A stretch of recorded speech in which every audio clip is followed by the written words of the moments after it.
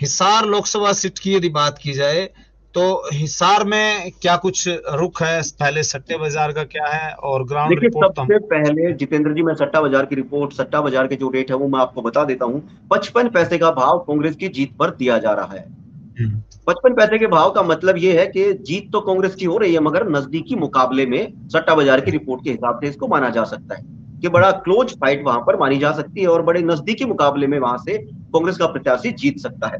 अब देखिए, जहां तक जो वोटिंग परसेंटेज की बात है, वोटिंग परसेंटेज जो है वो हिसार की लगभग 63% है। जो पिछली दफा वोटिंग थी वो वहां पर 72.5% वोट वहां पर पोल हुए थे, मगर अब की बार जो है वो 63% के आसपास का जो डाटा है वो सामने आया है। अभी तक जो इलेक्शन कमीशन की ओर से फाइनल डेटा नहीं जारी किए गए हैं, अभी तक अंदाजा नहीं बताया गया है।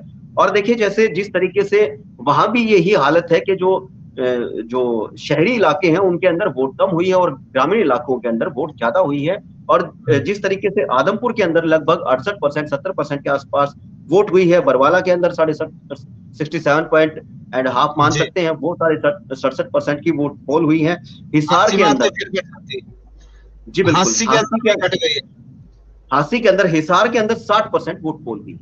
जी जी। अब 60%, अब देखिए आदमपुर के अंदर या बरवाला के अंदर और फिर हिसार के अंदर लगभग 8 या 10% का फर्क हो जाता है। तो फिर बिल्कुल। वही चीज सामने आती है ऑल ओवर हरियाणा के अंदर के जो देहात का जो वोटर था, जिसको कांग्रेस माइंडेड माना जा रहा है, वो वोटर घरों से निकला है और बूथ तक जाकर उसने अपनी वोट को कास्ट किया है। मगर जो शहरी वोटर है, जिसको बीजेपी का माना, भारतीय जनता पार्टी का माना जा रहा है, वो वोटर घरों से नहीं आया और उसने अपनी वोट उस तरीके से नहीं डाली जिस तरीके से ग्रामीण जो मतदाता है उसने अपनी वोट को भोगता है। जी। बिल्कुल। ये कहा जा सकता है कि जो विरोध ग्राउंड पर दिखा वो मतदान में कन्वर्ट होता भी उतना ही नजर आया है ग्रामीण क्षेत्रों में।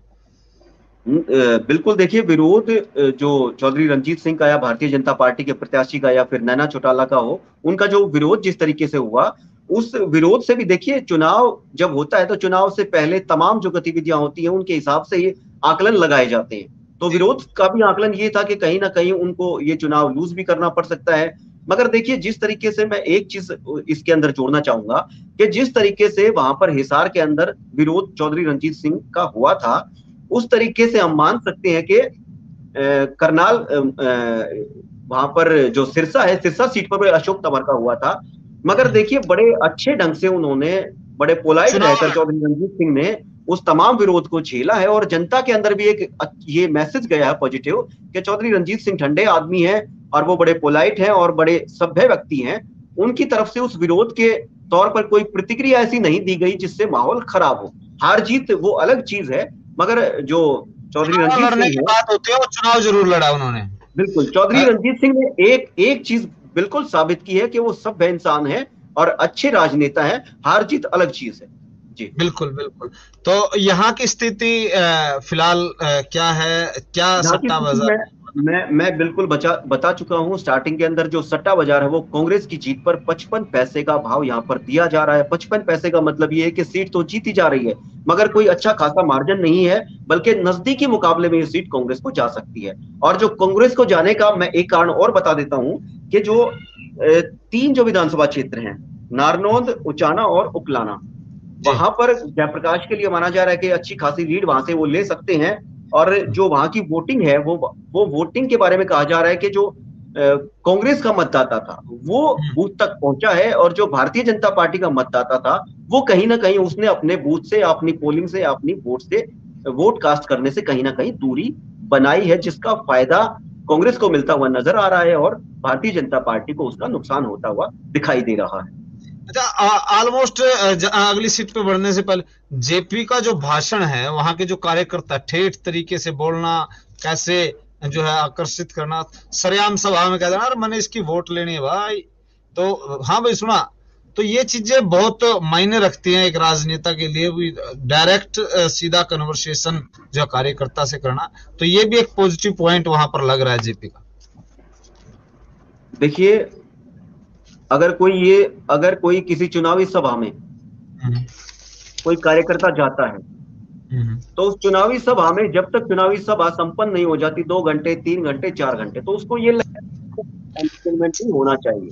कुछ ना हम्म, कुछ हमें यहाँ पर जो कार्यकर्ता है या जो वोटर है उसको बांधे रखने के लिए कुछ ना कुछ मंच की ओर से कुछ ऐसी प्रतिक्रिया या कुछ ऐसी एक्टिविटी की जाती है जिससे वो बंधा रहता है। तो देखिए, जो लोग जो नेता जो है वो सीधा कनेक्ट होता है जनता से, जिसको हम्म, ग्रास रूट का नेता कहते हैं, उसके अंदर ये क्वालिटी होती है कि वो अपने जो जी नहीं होने देता, अपने जो कार्यकर्ता है उनके बीच में हंसी मजाक का माहौल बनाए रखता है। और एक देखिए, जो नेता होता है वो कार्यकर्ताओं में एक अच्छा संदेश छोड़ता है, उनसे कनेक्टिविटी उसकी सीधी होती है, तो फिर कार्यकर्ताओं में उत्साह माना जाता है। हाँ, एक वाक्य याद आ रहा है मुझे। हाल ही में मतदान से पहले दिन की बात है, तो वीडियो में देख पा रहा था। वो कह रहे हैं माला, उसको पैसे की माला एक वर्कर डाल रहा है, तो निकाल हम्म। करके वापस डालता है। बोला हम्म। मैं नहीं लूं, मैं नहीं लूं। न तिरता हम्म। कौन दे रहा है, इसने ले और इसका तेल गलवा गड्डी में, रुपया ना रुकने दो चुनाव तक। तो इस तरीके जो मजाक है, उसके बाद फिर उन्होंने स्वीकार लिया और उसको लेकर के चल पड़े। मैं तो बिल्कुल वही कह रहा हूँ कि इस तरीके की जो कनेक्टिविटी होती है उसमें वर्कर को जो है बूस्टअप मिलता रहता है, कार्यकर्ता को हम्म, बूस्टअप मिलता रहता है। हम्म। जी।